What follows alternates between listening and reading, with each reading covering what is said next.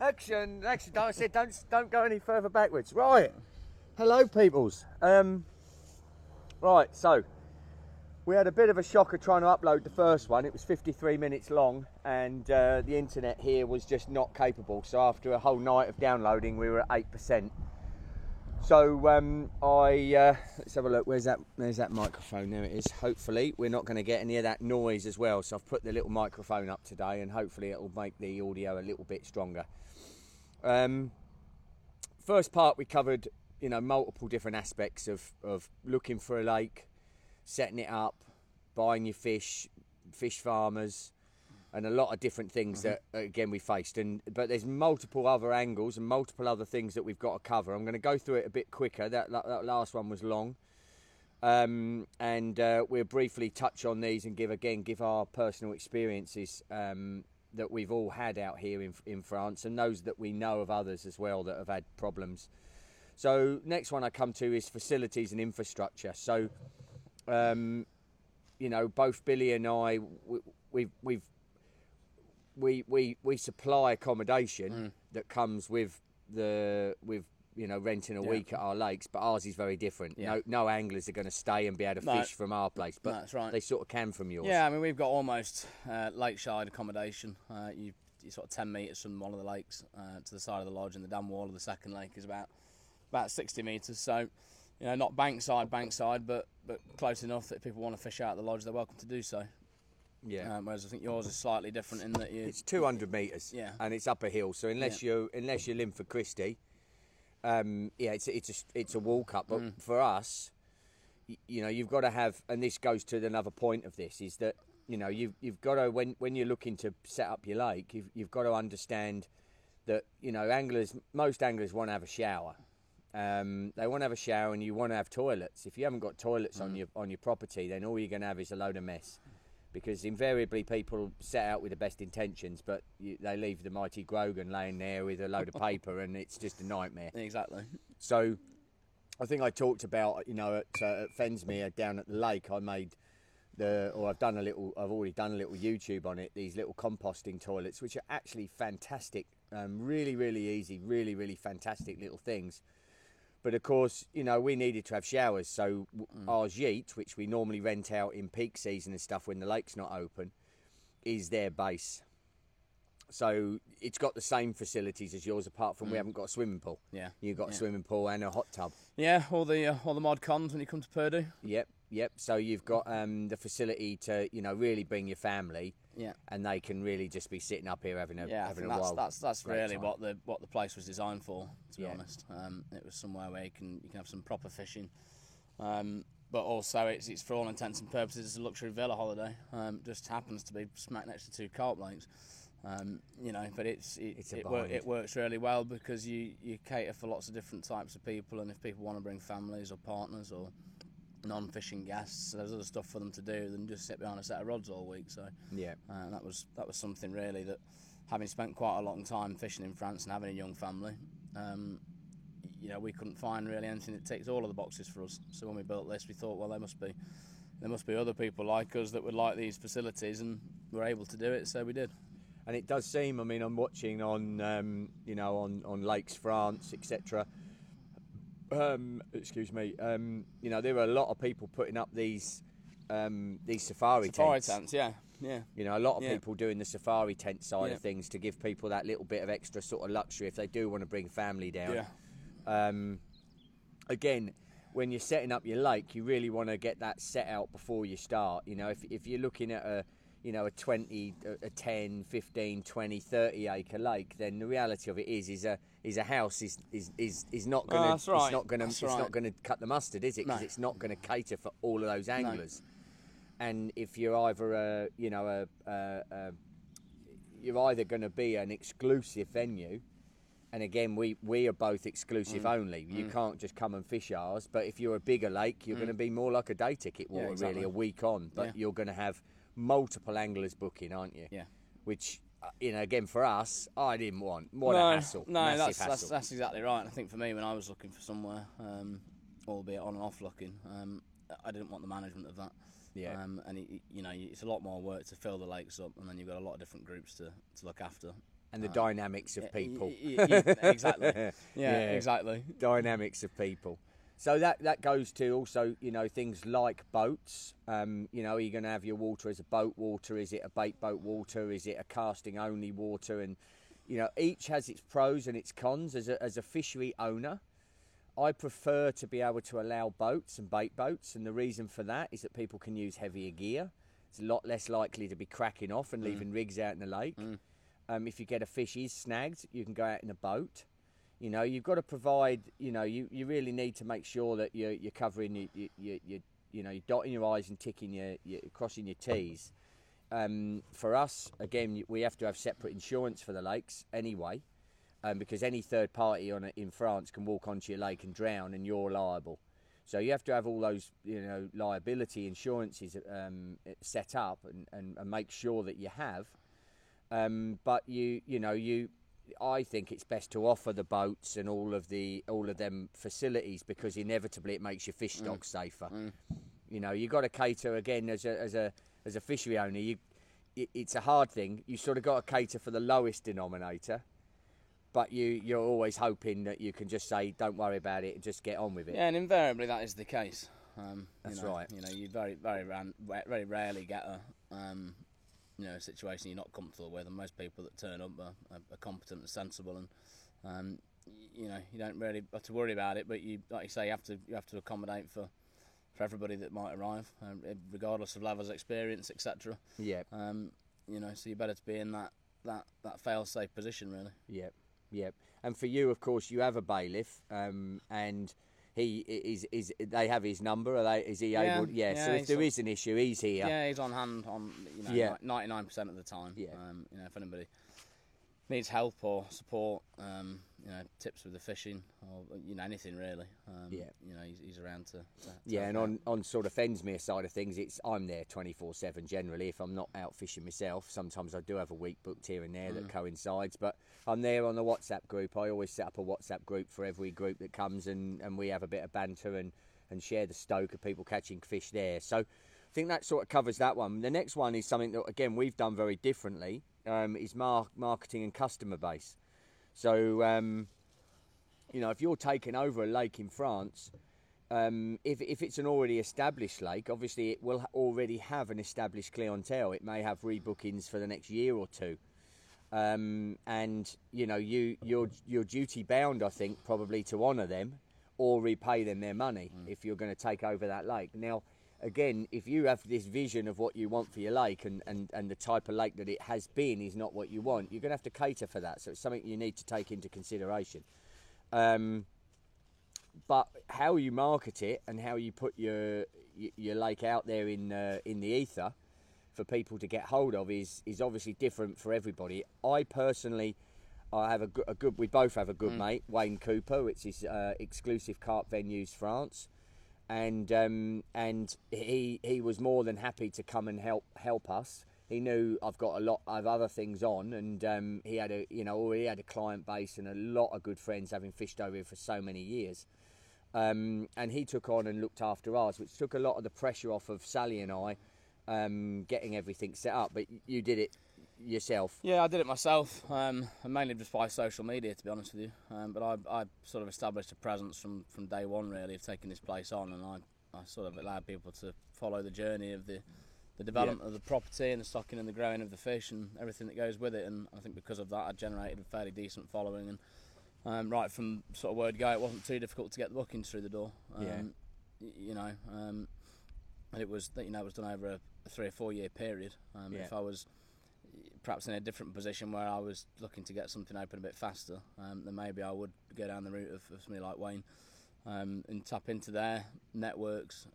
Obviously pre-established carp anglers with their own sort of background.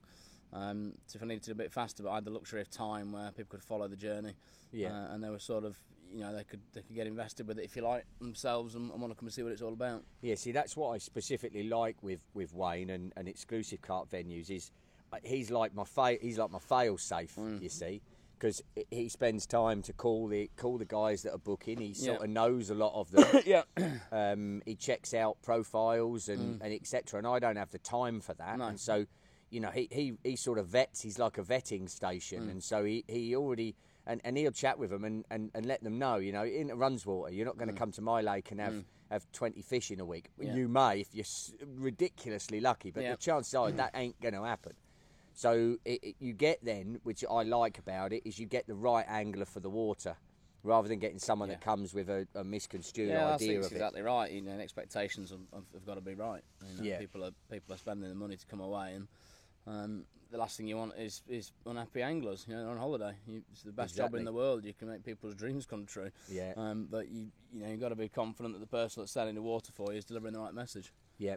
So you did it through Facebook. Look, at the moment, I didn't have the time to start it up earlier on with the YouTube channel, but obviously now I've started to get things settled. I've got the YouTube channel set up, and of course that is a fantastic way of putting your personal brand out there and showing you. Yes. You know, and you know, you're only going to do it if you ain't got any skeletons in the closet, probably, Exactly. and because otherwise it could come and bite you. But I mean, I've enjoyed doing my first few months with the YouTube channel, because it just shows people the ins and outs of what we have to cope with every day, basically.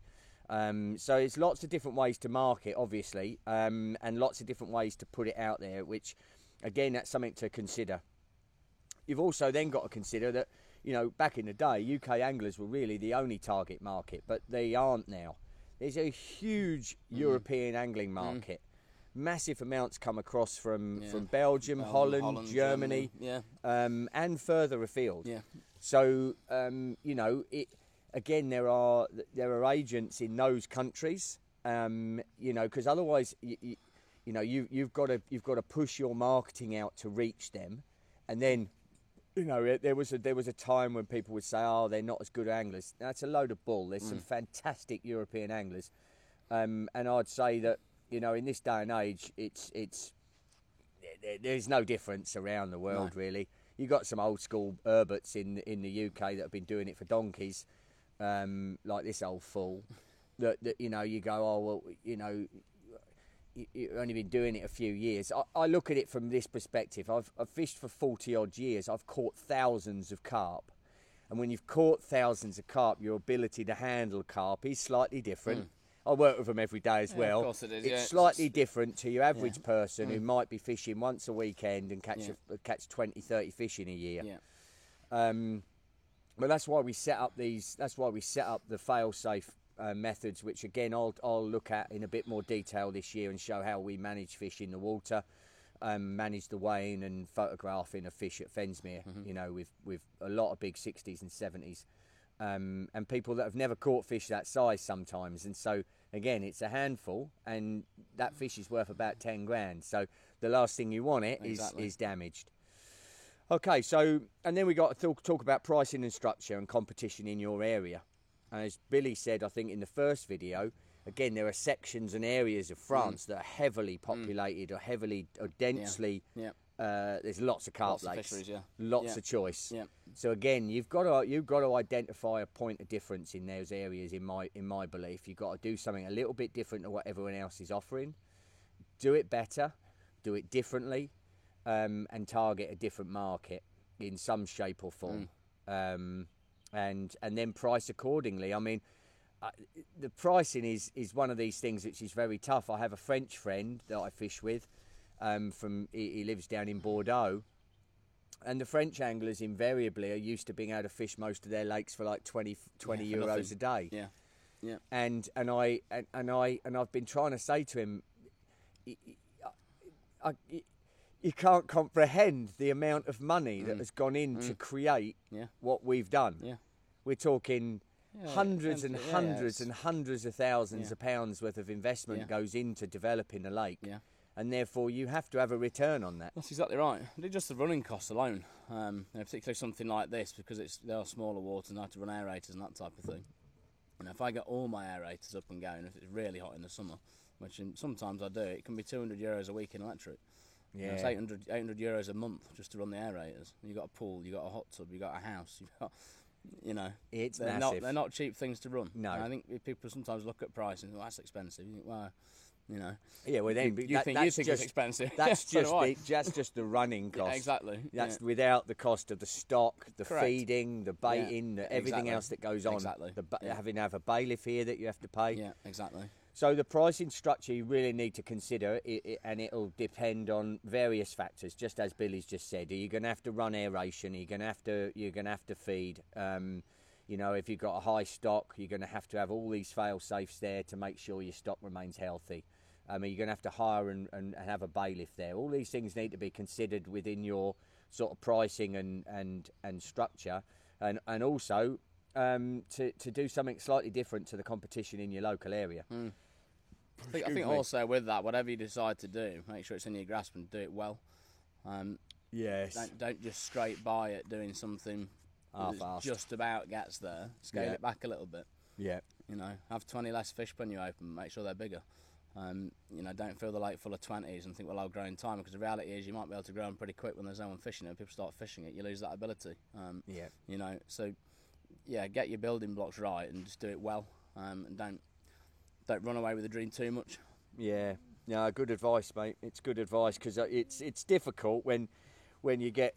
I know we've all met and we all know lots of different lake owners. And you know, this past winter I delivered to several new lake owners, and you know, it's their first crack at a whip, and they're excited. Yeah. And it is exciting. It's the most amazing thing as an angler to buy your own lake and then start putting fish in it. It's just unbelievably good.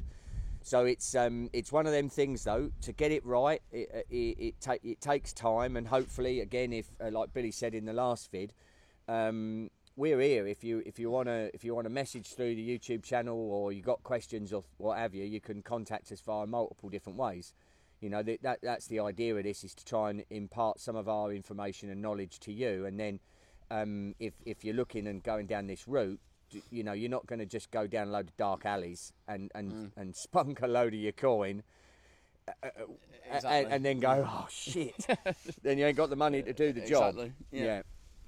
So that comes on to one I've talked a lot in my videos recently: predation and biosecurity. Obviously, over here in France, just as in the UK, otters are being released by the DDT, by the environmentalists. So they're rewilding the otters into our environment, and of course, helpful fellows. Yes,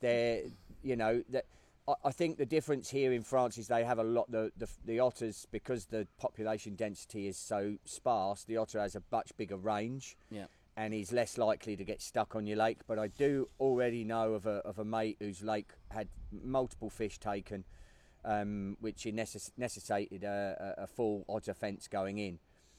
For me, I was told by the DDT I was not allowed to put an otter fence up because it disrupted the route of the otter across my land, and I was not allowed to do it.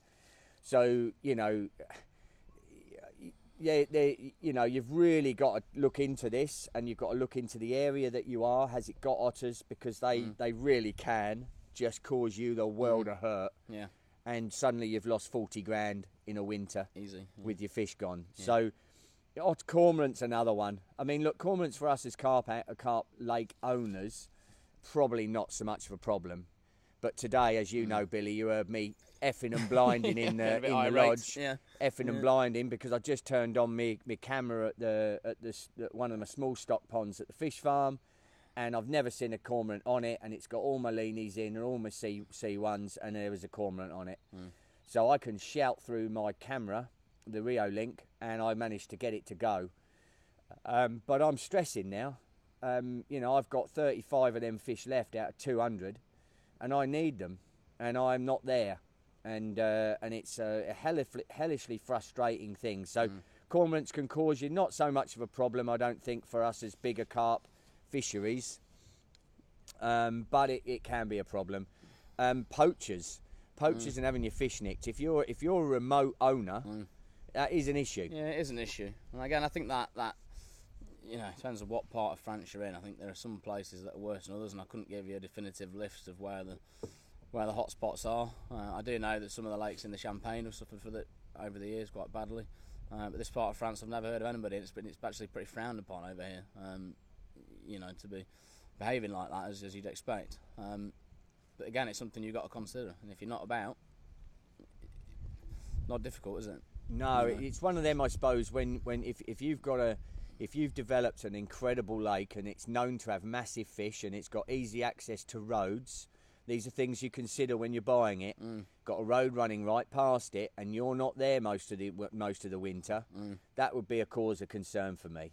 It really would. Before I bought it, I would want to have cameras all over the blooming place, and I'd want to be up. I really understand it, and again, I wouldn't be giving my address away on any of my websites or any of my stuff.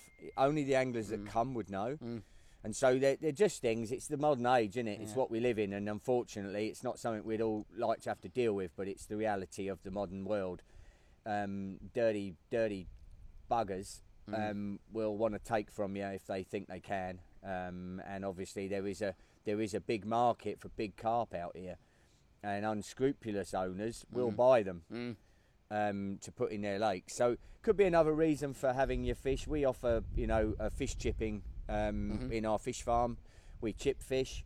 The most recent big fish that we delivered up north were all chipped, so that it's only any good if you're going to have them chipped, and you're going to have a reader for them. But also photography. All those big fish were photographed both sides. We're all on social media nowadays. If a fish gets seen, and it's a well-known looking fish, then you're going to get in trouble. So again, for any would-be thieves, don't. And for people that are buying lakes and whatever, just a thing to consider for sure. All right, we're getting near the end. So legal structure and business model. So setting up out here in France, again, is so different to anything I've come across, from the UK or from Australia was relatively easy. And because the language is the same and hasn't got the bureaucratic red tape that the French have, you're invariably going to be setting up over here, I would say, for most smaller lake owners as a micro enterprise. It's the easiest way to get into the system. You don't really have to worry. You go online every month, you put your earnings in, they charge you a certain amount of tax, and it's Bob's your uncle. It's super easy. The problem is with that is that that's what we were advised to go with, but to get Fensmere up and running probably cost us somewhere in the region of about 200 or 300,000 euros worth of capital investment into machinery, tools and gear.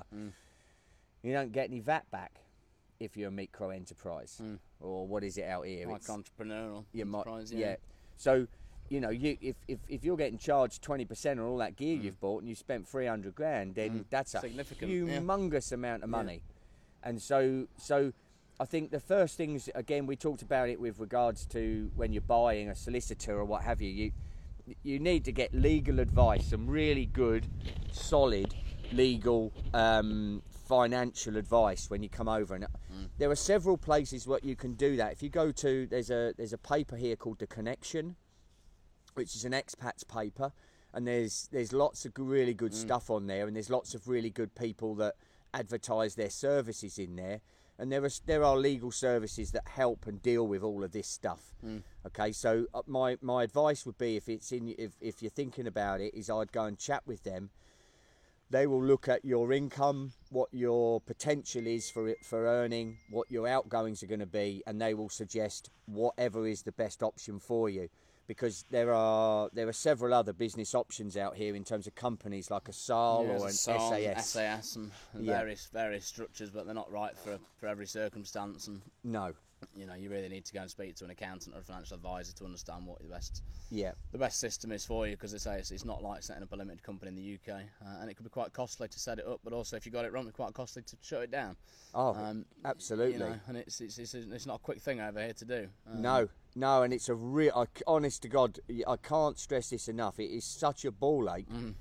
But again, it's one of them things. Life the best things in life come from sometimes with a little bit of aggro attached. Yeah, exactly. So it's not something that puts you off. It's not an end of days thing, but it is hard.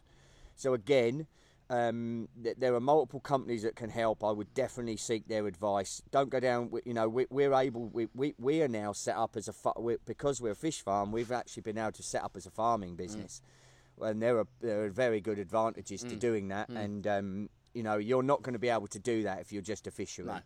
All right, we sell fish, so we're a farming business, and that's changed massively, and we're able to claim a lot of the stuff that we've bought back in a percentage of, which is going to bloody help, I can tell you.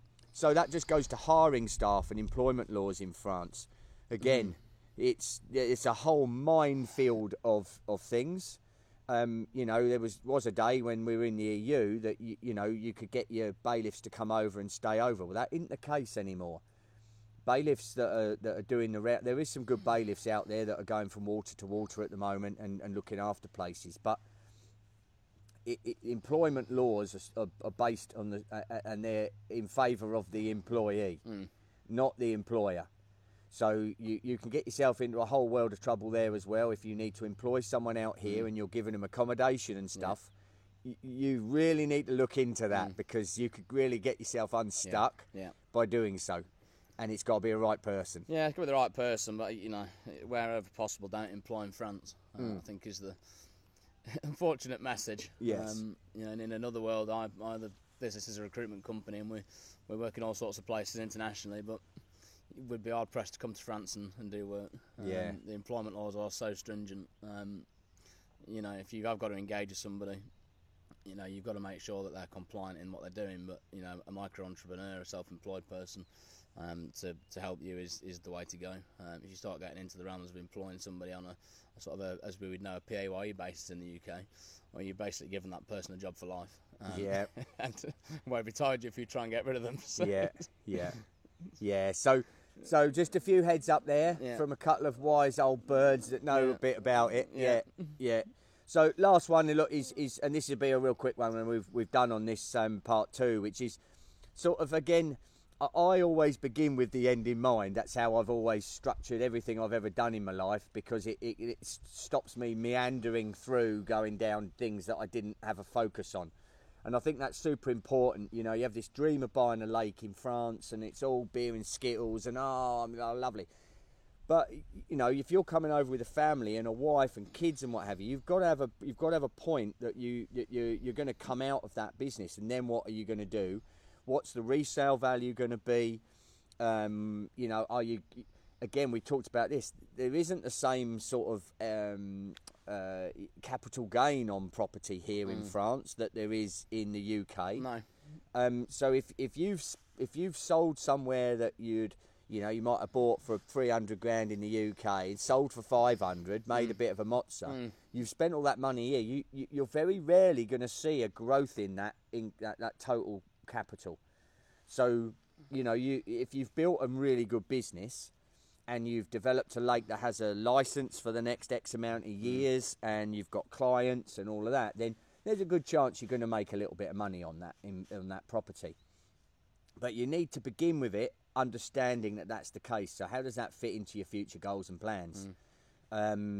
We all look at markets and worry about, you know, any sort of recessions that are coming into, because it affects us. People, if they ain't got the money to come fishing, they ain't got the money to come to your lake. That's right. It's a big investment to come fishing for a week in France. It's certainly not cheaper than it's getting more and more expensive. It is, yeah. Petrol, tolls. Like just a tunnel these days. It's just to get here. It's you know, you spend a fair amount of money just arriving. So So these things are all need to be considered when you start the process. You've got to be thinking about the end process as well. I already have mine. I'm not going to tell you about it now, but I might do one day. So look, guys, that's pretty much it. I think. Thank you, Billy, for giving insight into your knowledge and experience. It's helpful. I hope. Yeah, look, we hope it's helpful to people that are considering it. Even if you're not, just to give you a bit of an insight into lake ownership and the pitfalls and the joys and all the problems and great things that can come with being a lake owner and what have you in France. I'm going to sit down right away because Billy's got a meeting a little bit later on. We're going to sit down and talk about bait. Which will allude to Billy's bait making business, but also feeding into your lakes and what have you. I want to talk about in a little bit more detail. So thanks very much, guys. If you've got any questions, you've got any queries, please just fire them into the YouTube channel or just catch us on any of our sort of social media platforms like Facebook, any other platforms there with Fensmere Fish Farm, Fensmere Carp Fishing Holidays, or can they contact you at all, Billy? Yeah, the Lac Purdue Facebook page, or me personally on Facebook, it's just Billy Barridge, and just drop us a message. Yeah, and we'll try and help you as best we can. All right, thanks very much. I'm going to turn the thing off now. Cheers, guys.